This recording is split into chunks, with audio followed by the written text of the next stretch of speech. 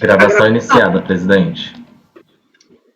Bem, boa tarde a todos. Aqui estamos já ao final já da nossa reunião de agosto de 2020, né? Então, estamos aqui para encerrar a nossa sessão, né, dando continuidade à nossa última sessão da tarde do dia 27 de agosto de 2020, né? Ficamos, então, somente com a pendência desse julgamento, que vai ter, inclusive, houve um pedido de videoconferência. Então, é o processo número 89 da pauta, né, de interesses do contribuinte Décio Roque Diel, relatoria do conselheiro Pedro Paulo. Então, eu peço que, por favor, o apoio, convide o representante do contribuinte para adentrar na nossa sala para efetuar a sustentação oral. Ok, presidente, farei a convocação. Obrigada.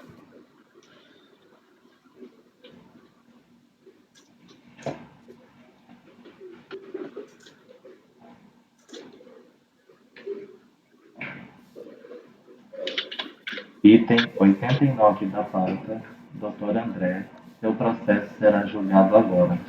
Por favor, verificar mensagem privada no chat. Item 89 da pauta, doutor André, seu processo será julgado agora. Por favor, verificar mensagem privada no chat. Olá, boa tarde, doutor André, está nos ouvindo e vendo? Eu os escuto e vejo. Muito boa tarde a todos. Boa tarde. Bom, então eu vou apregoar o processo, vai haver sustentação oral, doutor André Silva Gomes, certo? Então, o senhor já sabe a sistemática, o relator vai fazer o relatório, e o senhor, então, vai ter 15 minutos para a sustentação oral, e depois passaremos ao voto e à tomada de votos dos demais conselheiros. Eu quero, então, só aqui registrar a presença dos nossos conselheiros. Conselheiro Mário está presente, conselheira Ana Cecília está presente, conselheiro Pedro Paulo, que é o relator, está presente, conselheiro João Vitor está presente, conselheiro Maurício Riguete está presente, conselheiro Marcelo Milton está presente, conselheira Rita está presente, e eu, conselheira Marilena, que vou presidir a sessão, estou aqui presente. Então, podemos, então, iniciar o relatório? Pois não. Sim, conselheiro Pedro Paulo. Número 89 da pauta, interessado Décio Roque Diel. Presidente, então, o recurso especial da Procuradoria, em face do acordo 2001-00885, eu transcrevo aí o dispositivo e a emenda do julgado. O recurso visa discutir a seguinte matéria: condições para que a sogra seja considerada dependente. Em suas razões recursais, a Fazenda Nacional aduz em síntese que o artigo 35 da Lei 9.250, de 1995, deve ser interpretado restritivamente, conforme o disposto no artigo 111 do CPN. Cito a orientação da Secretaria da Receita Federal, no Perguntas e Respostas, argumenta que o sogro ou sogra não é dependente do genro, mas apenas dos filhos, que o sogro só pode ser considerado dependente no caso de declaração em conjunto,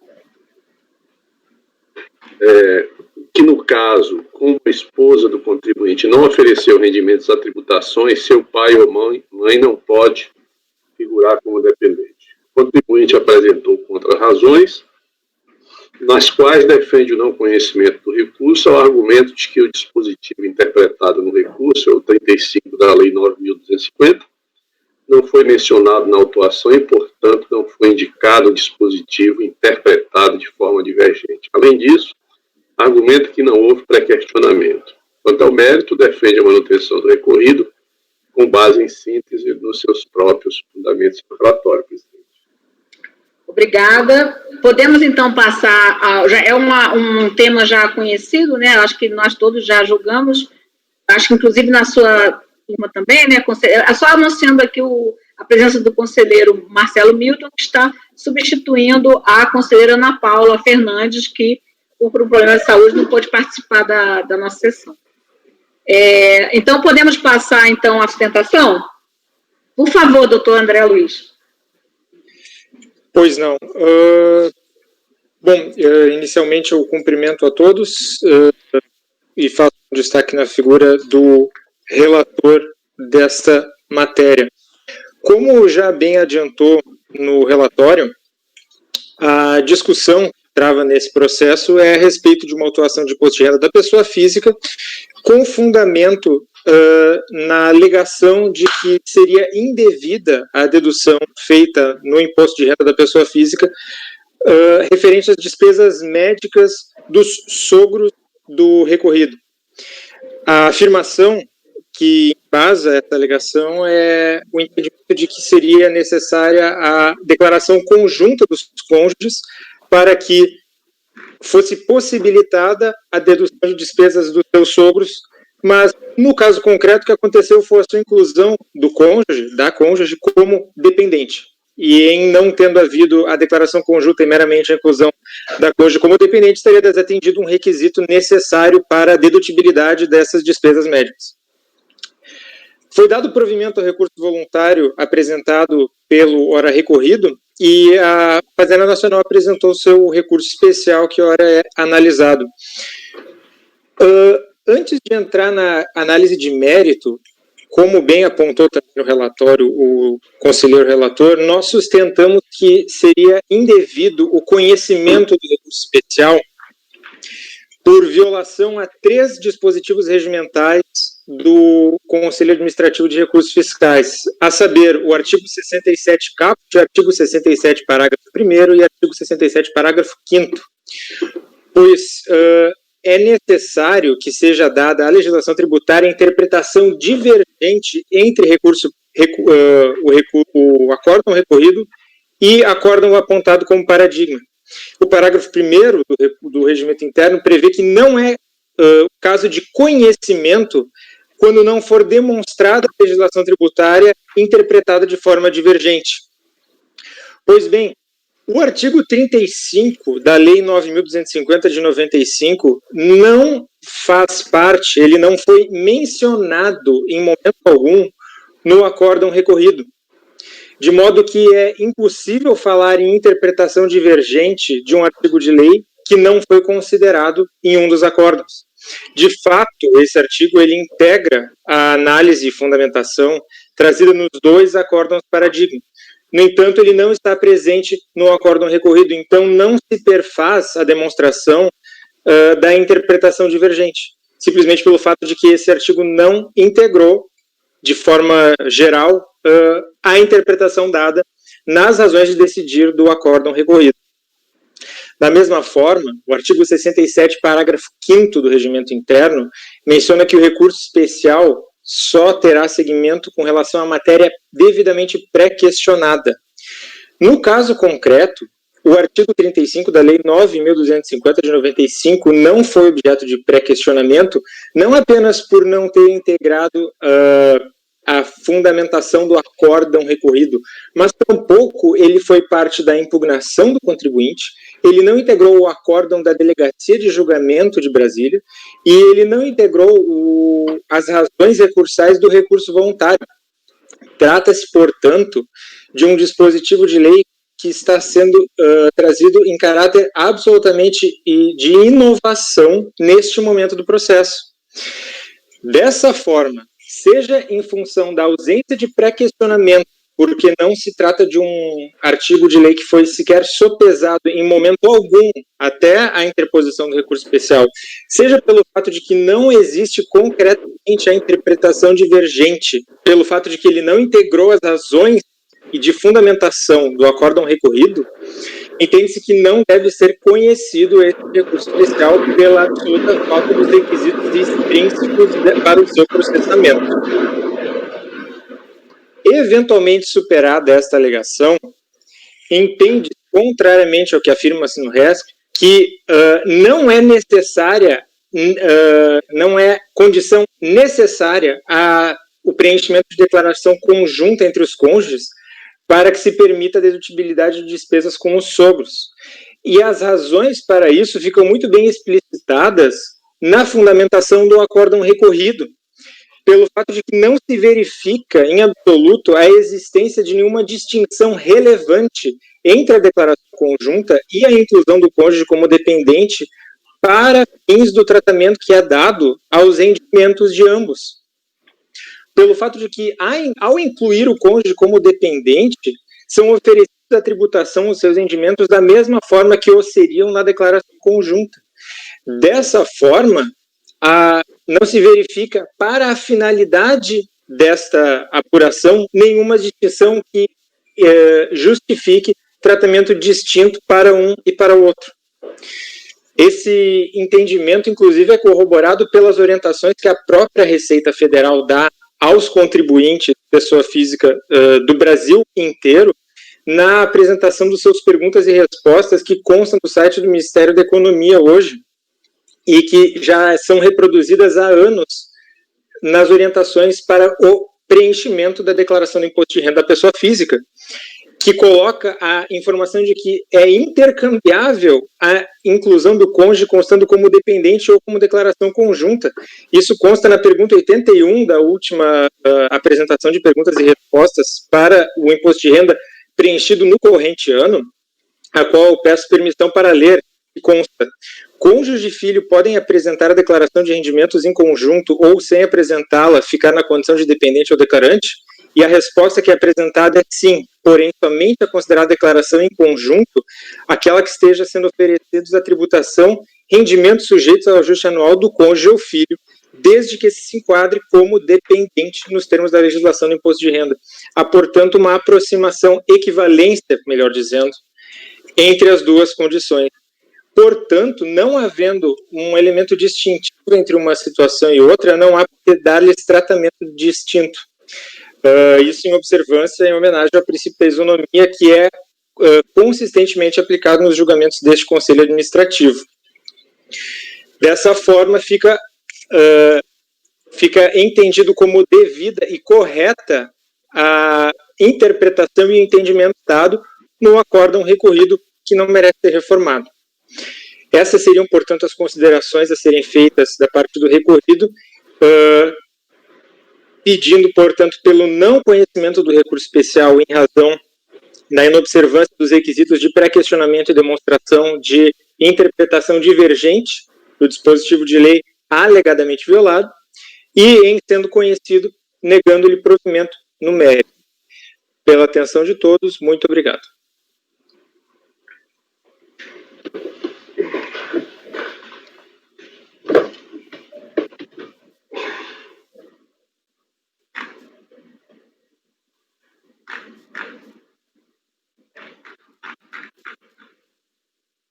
Presidente, o microfone estava desligado quando a senhora falou.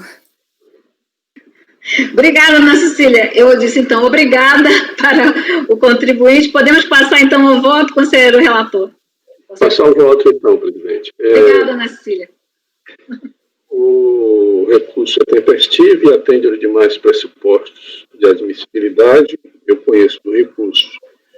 As objeções ao conhecimento feito pelo contribuinte em sede de contra-razões de que no recorrido não se mencionou o artigo 35 da Lei 9.250 de 1995 e, portanto, não foi dispositivo interpretado no recorrido, não procede. É que, embora de fato o dispositivo em questão não tenha sido mencionado expressamente na autuação, a posição sustentada no acordo recorrido e que foi objeto do recurso especial envolve a interpretação desse dispositivo, mais especificamente se a inclusão do cônjuge como dependente, mesmo sem estar declarando rendimento, é suficiente para autorizar, observadas as demais condições, a dedução da mãe desta como dependente.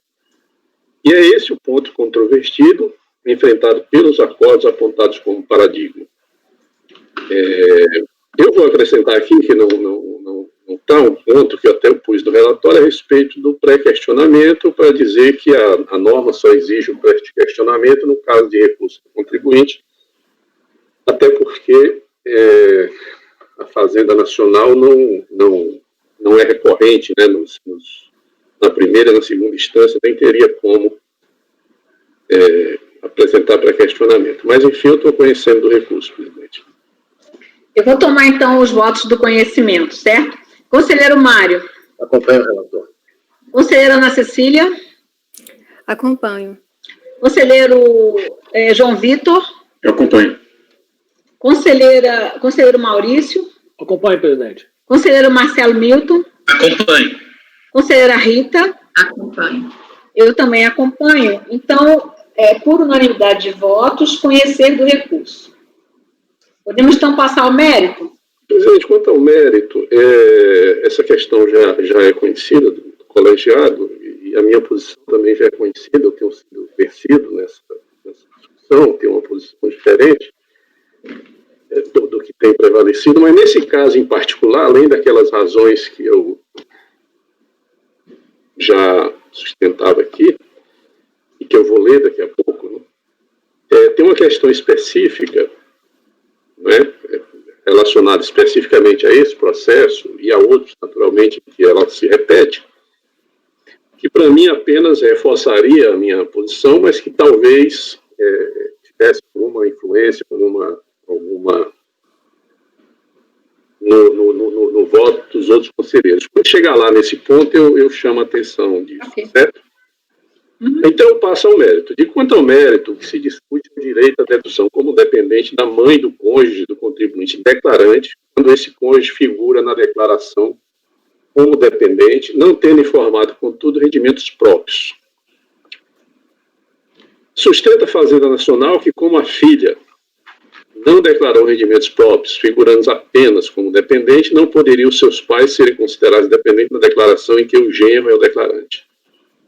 Divirjo desse entendimento, que é o que tem prevalecido nos últimos julgados deste colegiado. Todos concordamos que, tratando-se de declaração em conjunto, os dependentes próprios de cada um dos cônjuges podem ser considerados como dependentes na declaração. São os casos dos pais e avós, mas também de menor pobre até 21 anos, que o contribuinte cria e eduque, de que tem a guarda, do irmão neto ou bisneto sem arrimo dos pais até 21 anos, desde que o contribuinte detém a guarda judicial, ou de qualquer idade, quando incapacitado fisicamente, ou ainda do absolutamente incapaz, do qual o contribuinte seja tutor ou curador. Esses são os assim chamados dependentes próprios, isso é, aqueles que são dependentes apenas de um dos cônjuges. Naturalmente, no caso, se essa relação for só com um dos cônjuges. O que se discute, repita-se, é se para caracterizar a declaração em conjunto, ambos os cônjuges devem declarar rendimentos próprios. E é aí que reside a minha divergência. Inicialmente, ressalto que a apresentação de declaração por rendimento zero também é uma declaração de rendimentos, que a regra é de que todos devem apresentar declaração de rendimentos, dispensando-se excepcionalmente aqueles que não se enquadrem em nenhuma condição de obrigatoriedade. Fora desses casos, o contribuinte está dispensado de apresentação de declaração, mas estar dispensado de apresentar declaração de rendimentos não é estar proibido. Nada impede que qualquer contribuinte, ainda que não tenha tido nenhum rendimento, apresente declaração de rendimentos, inclusive porque há situações em que, nessa condição, está obrigado a fazê-lo, como no caso de propriedade ou posse de bens de valor superior a R$300 mil, ou daquele que se tornou residente no país. Ora, se a contribuinte apresentasse declaração em separado, neste caso, ainda que com rendimento zero, essa seria uma declaração de rendimentos válida. E ressalto que não há nada na legislação tributária que afirme essa necessidade, ou mesmo que corrobore a interpretação de que somente configura a declaração em conjunto a situação em que ambos os cônjuges declaram rendimentos próprios. É certo que a legislação prevê que, no caso de declaração em conjunto, devem necessariamente ser declarados os rendimentos de ambos os cônjuges. Isso, todavia, não significa que, se ambos os cônjuges não oferiram rendimento, não se trata de declaração em conjunto. Soma-se a isso o fato de que, no presente caso, dado o valor dos bens, supostamente bens comuns, aqui, ser superior a 4 milhões, ambos os cônjuges estariam, em princípio, obrigados a apresentar declaração de rendimentos. Obrigação que acaba sendo satisfeita por orientação legal com a declaração dos bens por um dos cônjuges. Todavia, a lei não diz em nenhum momento qual dos cônjuges deve ser o declarante. No caso de declaração em conjunto, podendo, penso eu, qualquer dos cônjuges ser o declarante, ainda que não tenha rendimento próprio. Assim, no caso deste processo, nada impediria que a declaração fosse apresentada pela senhora Valéria Margot, que é a cônjuge do caso, o que afastaria qualquer questionamento quanto à dedutibilidade de sua mãe como dependente. Mas não é só isso. Repugna-me a ideia subjacente à tese de que somente caracteriza a declaração em conjunto se ambos os cônjuges declararem rendimentos, considerando-se o outro cônjuge, aquele que não declarou rendimento, como sendo, entre aspas, apenas dependente.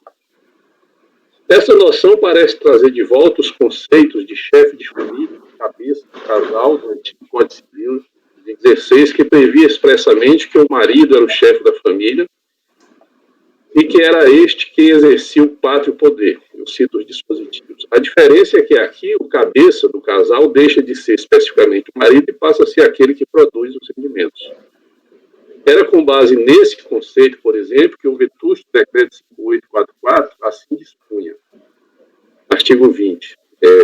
Da renda bruta, observados os dispositivos tais, será permitido abater. Aí, inciso 1. Na constância da sociedade conjugal, qualquer que seja o regime de bens, somente ao cabeça de casal cabe a isenção de 24 mil cruzeiros e o abatimento relativo a outro cônjuge e aos filhos.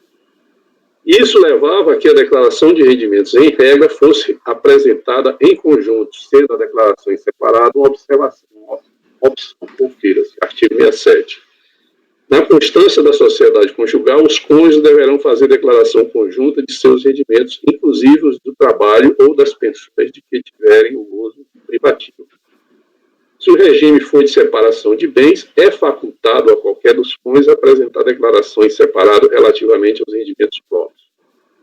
No parágrafo 2, é facultado também a qualquer dos cônjuges, no regime de comunhão de bens, apresentar declaração em separado relativamente aos rendimentos do trabalho, bem como os provenientes de bens gravados com cláusulas de comunicabilidade, inalienabilidade e empenhorabilidade. E aí consigo. Essa situação mudou a partir da Constituição de 88. O artigo 226, parágrafo 5, definiu que, aspas, os direitos e deveres referentes à sociedade conjugal são exercidos igualmente pelo homem e pela mulher. Fecho aspas. E na esteira dessa nova diretriz constitucional, o Código Civil de 2008 consagrou o conceito de igualdade e corresponsabilidade dos cônjuges, artigo 1511. O casamento estabelece comunhão plena de vida com base na igualdade de direitos e deveres dos cônjuges. E o artigo 565, pelo casamento, homem e mulher assumem mutuamente a condição de consortes, companheiros e responsáveis pelos encargos da família. A legislação do imposto de renda, como não poderia deixar de ser, também passou a refletir essa mudança. A anacrônica figura do cabeça do casal deixou de existir e a apresentação de declaração em conjunto, que antes era uma regra, passou a ser opção dos cônjuges, admitindo-se, no caso de declaração em conjunto, a dedução de valor a título de dependente relativo ao outro cônjuge.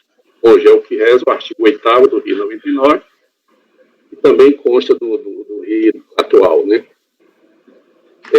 Artigo 8º diz: os cônjuges poderão optar pela tributação em conjunto de seus rendimentos, inclusive como proveniente de bens gravados com cláusula de comunicabilidade ou inabilidade da atividade rural e das pensões de que tiverem gozo privativo. E diz o parágrafo 3º, o cônjuge declarante poderá pleitear a dedução do valor a título de dependente relativo ao outro cônjuge.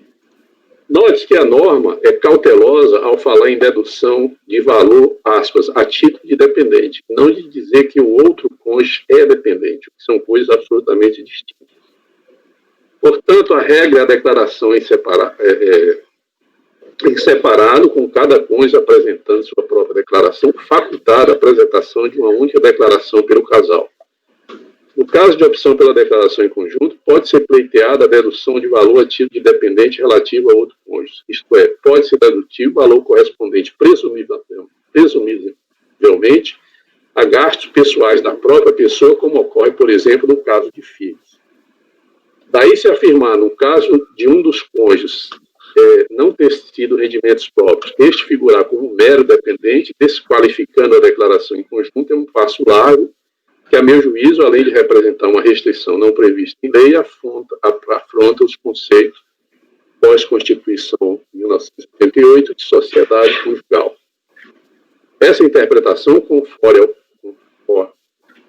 ao cônjuge o mesmo status que os filhos, ou menor pobre, ou outro tipo de dependente. E não é. O cônjuge é sócio, sociedade conjugal, vivendo em comunhão plena de vida, responsável pelos encargos da família. Não é jamais dependente do outro cônjuge. Apenas a lei autoriza, no caso de declaração em conjunto, a dedução de valor a título de dependente. A forma como os casais vão produzir ou dividir os encargos de família é assunto privado. Poderão optar por ambos os cônjuges proverem renda para a família, mas também poderão optar por apenas um dos cônjuges exercer atividade remunerada, como só ia acontecer, e uma ou outra opção não poderia interferir na regra de incidência da norma tributária, alterando, por exemplo, no caso da segunda opção, o status do cônjuge que não tem renda própria de declarante conjunto para mero dependente. Ora, não sendo a declaração de rendimentos próprios por ambos os cônjuges condição para a caracterização da declaração em conjunto, como penso que não é, o fato é irrelevante para determinar ou não a possibilidade de dedução dos pais ou sogra como dependente, conforme autoriza a legislação tributária. E aqui é o ponto, eu passo então ao ponto, que é uma situação específica deste processo, que eu acho que você pode influenciar alguém, né? Diga assim. Mas, ainda que não fosse este o caso, que admito apenas para argumentar, no presente caso, sequer é verdadeira a premissa de que o outro cônjuge não tem rendimentos próprios. É que, conforme se pode verificar da própria declaração apresentada, grande parte dos rendimentos declarados são rendimentos do capital e não rendimentos do trabalho. Isto é, são rendimentos produzidos pelos bens, que se supõem comuns, salvo prova em contrário, tais como rendimentos de aplicações financeiras e lucros distribuídos. Aí eu cito aí onde está a declaração. No caso de rendimentos produzidos pelos bens comuns, por conta da aplicação do já referido artigo 226, parágrafo 5 da Constituição, e após o Código Civil, no seu artigo 1511, coadjuvado pelos artigos 1639 e 1641, os rendimentos produzidos pelos bens comuns são atribuídos em parcelas iguais de 50% para cada um dos cônjuges. E cito aqui o decreto 3.000, no decreto novo também, no regulamento novo, tem esse dispositivo, e aqui já cita o Código Civil, porque é posterior, e diz assim o artigo 6, na constância da sociedade conjugal, cada cônjuge terá seus rendimentos tributados na proporção de 100% dos que lhe forem próprios, 50% dos produzidos pelos bens comuns. Parágrafo único, opcionalmente, os rendimentos produzidos pelos bens comuns poderão ser tributados em sua totalidade em nome de um dos cônjuges. Ou seja, os rendimentos produzidos pelos bens comuns consideram como 150% pertencente a cada cônjuge para fins de tributação, podendo opcionalmente ser declarados por apenas um dos cônjuges. Aí eu retomo a nota por fim, que é essa posição. Aí eu cito que essa posição de que a declaração em conjunto é possível a declaração dos cônjuges sem que ambos tenham declarados, né, é uma posição que já foi assumida numa determinada época pelo colegiado, pela Câmara Superior, e houve uma reversão. Certo? Então, presidente, eu estou conhecendo do recurso e no mérito negando o provimento. Ok. Qual que é o exercício, hein, Pedro Paulo, poder me esclarecer? Você falou que tinha obrigatoriedade acima de 4 milhões, é isso? Não, a obrigatoriedade é 300 milhões, 300 mil, né? Hein? A obrigatoriedade é 300 mil. Os bens deles é que são superiores a 4 milhões. Eu sei, eu estou dizendo que eu não estou achando aqui no perguntão desse ano. 2001. Pois é, 2019 não está mais essa condição, né? Por isso que eu estou perguntando qual era o... Ah, não, tá. Não, tá, existe os valores, que pode ter mudado com o tempo, mas... não, porque sempre tinha esse valor, eu estou vendo aqui, ó.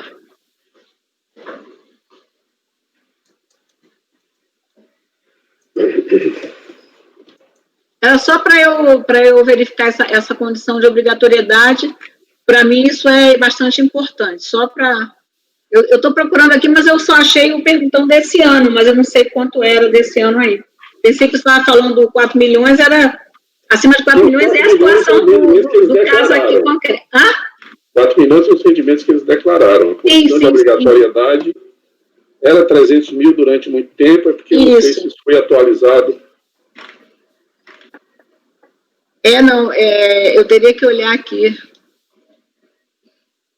Tá, ok. Eu vou ver se eu pego aqui o desse ano. Um argumento que eu acho também que me chama a atenção, porque mesmo o rendimento sendo só um dos cônjuges, é curioso que quando esse cônjuge, com esse rendimento, compra um bem, esse bem é um bem comum. Entende? Então, isso para mim me reforça a tese de que os rendimentos de um do cônjuge, e mesmo que seja produzido pelo próprio trabalho, são rendimentos da sociedade conjugal.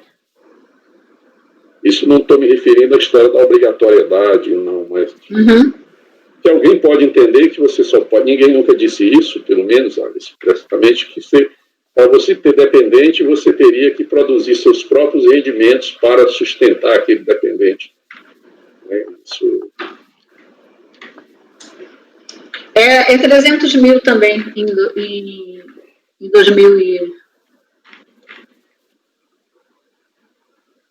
Eu acho que é 300 mil mesmo. Mas, bom, enfim, isso era só uma dúvida minha, por isso que eu perguntei, talvez que você falou em 4 milhões, eu achei que... Não, 4 milhões são os bens declarados, não é mais de 4 milhões. O conselheiro colocou aí a situação do caso concreto, né, o posicionamento dele, que nós já discutimos muito isso aqui, e colocou aí a situação concreta desses bens, né, que produziram, né, rendimentos, não é isso, conselheiro Paulo? Tem muita, inclusive, tem questões de aplicações financeiras, né? Tem aplicações financeiras, tem lucros e tem rendimento de pessoa jurídica das empresas, ele é sócio de empresas, que aí ninguém sabe se é prolabore ou se mas os bens são comuns, não tem notícia de que os bens não são comuns, não é isso que você está falando? Eu não sei se vai especular se o regime é de separação, seria a única hipótese, e mesmo assim teria que ter sido adquirido antes da... Sim. Ok. Nós já fizemos essa mesma... Não sei se todo mundo teria necessidade dessa informação, enfim. Eu estou só explicando porque estou perguntando essas coisas, porque, na verdade, sempre se fala, né, independentemente do posicionamento do conselheiro, que eu discordo de muita coisa, mas, assim, não entendo que, quando se diz que tem que ter rendimentos, né, tem que declarar rendimentos para ser considerado co-declarante, não é só essa condição que obriga a declarar. Né? Por isso, daí a minha pergunta sobre bens, tem outras condições também, né, que obrigam a declarar, como, por exemplo, ter patrimônio, eu já vi aqui, acima de 300 mil, ser sócio de empresa até um certo momento, até 2009, né? 2009 acabou essa condição, que também era. E nós aqui já, só para informar sobre a jurisprudência completa nossa, nós já demos provimento aqui a um caso em que a contribuinte, apesar de não ter efetivamente declarado, ela era sócia de empresa e estava num ano que era obrigada a declarar, certo? Então, só para, por isso daí a explicar porque que eu estou perguntando isso, porque para mim é importante, porque eu não chego ao ponto de entender que é só porque não é só essa condição que obriga a declarar. Então, assim, se a Receita, por exemplo, fizer um programa de omisso, né, ela não vai colocar nesse programa de omisso só quem deixou de declarar rendimentos, ela vai também colocar no programa de omisso quem estaria com bens acima de tanto, ou na época que se exigia que sócio de empresa tinha que apresentar a declaração, não apresentou a declaração. Então, é nesse sentido a minha dúvida. Entendeu, Pedro Paulo? A razão da minha dúvida. Nós já tivemos um precedente aqui, em relação a que não tinha rendimento, não é essa questão de só o rendimento, é a pessoa que teria que ser declarante, e não só apenas dependente, é só essa a minha dúvida. Bem, o conselheiro, então, está conhecendo o recurso, né, e no mérito é um recurso da Fazenda, está negando o provimento. Conselheiro Mário. Presidente, apesar dos elementos adicionais e do caso concreto, das situações relacionadas ao caso concreto que foram trazidas pelo conselheiro Pedro Paulo, eu vou manter o meu posicionamento que eu já expressei em relação a outros processos e vou abrir a divergência aí na questão do mérito. Conselheira Ana Cecília. Eu acompanho o relator. Conselheiro João Vitor. Acompanho o relator. Conselheiro Maurício. Vou com pena de divergência, presidente. Conselheiro Marcelo. Com o relator, presidente. Conselheira Rita. Eu acompanho a divergência nesse caso, até porque aqui eu não estou tendo segurança de afirmar se ela é ou não é sócia das empresas.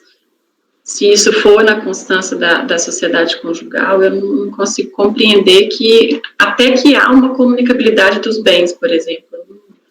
E, assim, acho que a gente ficar fazendo essa ilação, né, a gente está presumindo que seja, mas acho que para mim falta algum elemento sobre essa questão da obrigatoriedade dela apresentar a declaração. Conselheira Rita, também pela questão dos bens ou só pela sociedade que seria o lucro aí?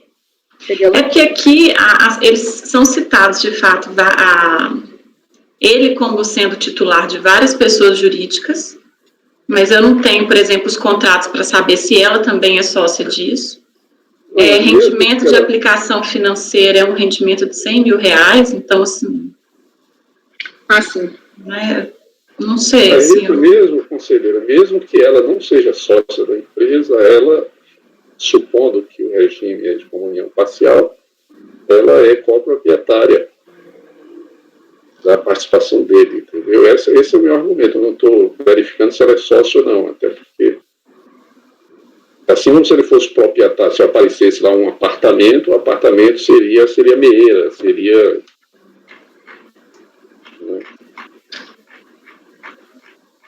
mas por hora eu acompanho a divergência. Eu olhando aqui, já procurei de várias maneiras aqui, não vi também, todo mundo sabe aqui já meu posicionamento, a gente já discutiu muito isso. Eu entendo que se fosse possível, né, a dedução desse parentesco, sogros, né, estaria claramente na lei. E justamente é isso que o recurso da Fazenda disse, né? A lei diz isso, e teria que ter se seguido aí o movimento da lei. Então, em algum momento, aparentemente, né, se admite sogra, por quê? Não é a sogra em si, é a mãe, os pais, mãe ou pai, do declarante em conjunto, Então, não, com todas as vênias aí, eu voto conselheiro, acho que isso não tem nada a ver com cabeça de casal ou com histórico do imposto de renda, porque aí poderia ser também o contrário, né?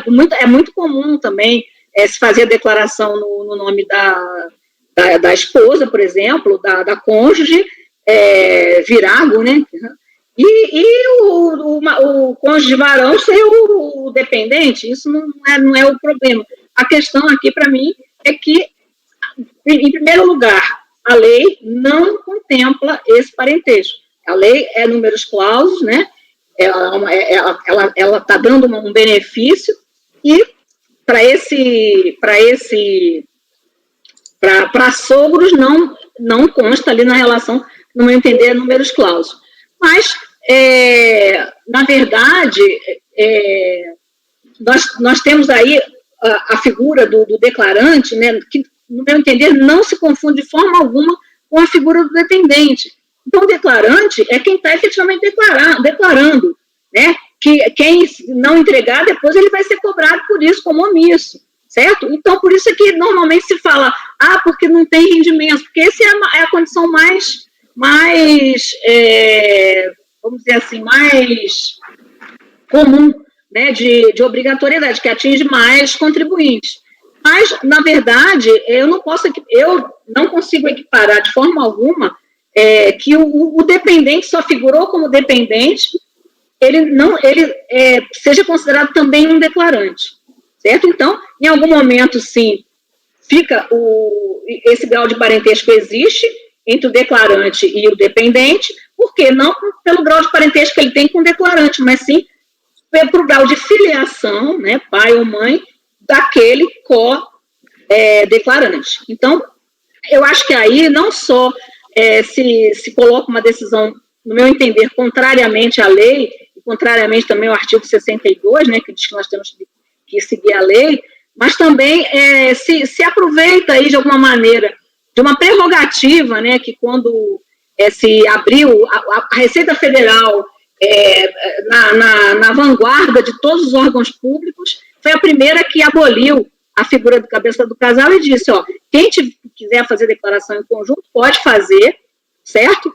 E não importa se o declarante principal, ali, o nome de quem vai ficar a declaração, é o cônjuge varão ou a cônjuge virado, certo? Então, eu acho que aí isso não importa, né? Nesse caso aqui, por acaso, é o cônjuge varão, mas poderia ser também a outra cônjuge. Mas a questão aí é que eu entendo que essa prerrogativa que se deu, né, de poder fazer a declaração em conjunto, e aí, nesse caso, colocar a pessoa como dependente, não pode ser utilizado de forma alguma para que toda pessoa que está aí só como dependente, e não se tenha certeza, eu creio que nesse caso eu procurei bastante, mas não existe essa certeza, né, como a conselheira Rita bem disse, de que realmente essa pessoa estaria mesmo obrigada, ela está ali como declarante, e não apenas, e nem foi colocada aqui como declarante, né, nem foi colocado como declarante. Então, ela figura apenas como dependente, eu vou, nesse momento, manter, só resolver que já tivemos um caso aqui, que foi, claro, a pessoa trouxe toda a documentação de que ela era sócia da empresa, naquela época era obrigada. Aliás, nem é mais, em 2009 em diante, eu não sei de que ano é esse, mas assim, até 2009 que era obrigatório sócio de empresa, agora nem é mais, né? Então, eu vou manter aqui meu posicionamento de... Presidente? Sim. Só a título de esclarecimento de fato da questão levantada pelo conselheiro relator e também para esclarecer a dúvida levantada pela conselheira Rita Elisa nas razões apresentadas para sua incerteza com relação à situação. De fato, a ilação feita pelo conselheiro relator é verdadeira, conforme demonstrado nos autos, os cônjuges estão casados sob regime de comunhão universal, de forma que a cônjuge, ela é, sim, meieira e, portanto, coproprietária da titularidade dos rendimentos e da participação que ele detém. Apenas para esclarecer, por se tratar de uma questão relevante para os fins da fundamentação do conselheiro relator. Obrigada. Sim, só para esclarecer também, eu não, em momento nenhum disse que sogra ou sogro podiam ser dependentes. É a mãe. O que eu estou dizendo é que a declaração é em conjunto, e sendo em conjunto, quem está sendo deduzido é a mãe dela e não a sogra, embora seja a mesma pessoa. Né? Sim. Eu vou continuar mantendo meu posicionamento, porque tenho já votado sempre assim, né? A não ser que tenha, assim, uma situação sem sombra de dúvida de que teria que ser a contribuinte teria que apresentar também, seria também uma declarante. Bem, então, em relação ao 89, né, bom, por unanimidade de votos, conhecer do recurso e no mérito, eu vou ter aí voto de qualidade, não é isso? Sim, aí a gente Uma dúvida, me desculpem, já não se está aplicando o artigo 19E da Lei 10.522? Se o senhor me deixar terminar de proclamar o resultado, eu vou dizer isso. Me desculpe a interrupção. Não temos nenhum problema com isso. Temos aplicado sem problema quando há voto de qualidade, certo? Por isso estou perguntando, porque já não estou lembrando direito aqui dos votos, sabe? Como, inclusive, tem um conselheiro novo aqui, que eu não sei como vota, e o conselheiro votou acompanhando o relator, não foi isso? O relator, presidente. Por isso eu perguntei, porque não lembrava se era o relator ou a divergência. Então, no mérito, aí então nós costumamos registrar o resultado por determinação do artigo 19E da lei número 10.522, não é isso? De 2002, inserido, já temos um texto padrão para isso, inserido pelo artigo 28 da lei número 13988, né, de 2020, me ajudem aí se eu estiver falando errado, em face do empate no julgamento,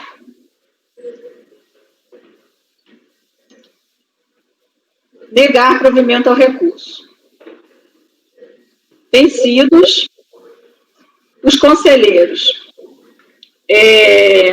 Então, foi Maurício, não é isso? Mário, Maurício, Maria Helena e Rita, que lhe deram provimento, não é isso? Correto. Obrigada. Aí eu peço, então, o nosso apoio para acompanhar o representante do contribuinte até a porta. Ele sempre faz um acompanhamento até a porta. Significa ajudar o contribuinte a sair. Muito obrigado. Tchau, boa tarde. Boa tarde. Boa tarde. Bem, gente, olha, terminamos, então, a nossa sessão. Eu quero saber se alguém quer falar alguma coisa, colocar alguma coisa. Certo. Presidente, para em setembro serão 5 dias de sessão, né? Isso daí eu estou pretendendo colocar 5 dias até por causa dessa possibilidade, né, que tem da gente, essa mobilidade, eu acho muito boa. Agora, eu vou colocar porque eu creio que vai ser muita... vai ter muito processo. Fabimar queria falar alguma coisa também. Fabimar? Para encerrar, né? Presidente, eu posso... Não, eu quero só perguntar justamente para me despedir, né, dizer para vocês que agradeço aí a presença, a dedicação de todos e a atenção nossa toda aí, e desejar para vocês um bom retorno ao convívio, porque não temos mais as viagens, né? Então, até a próxima sessão, então, para dizer que eu estou pretendendo, sim, fazer uma... Então, alguém quer dizer alguma coisa? Tchau para vocês, tudo de bom. Até a próxima. Até a próxima. E aí eu peço... oportunidade. Tchau, tchau. Tchau. Eu quero, então, pedir ao nosso apoio para interromper a gravação.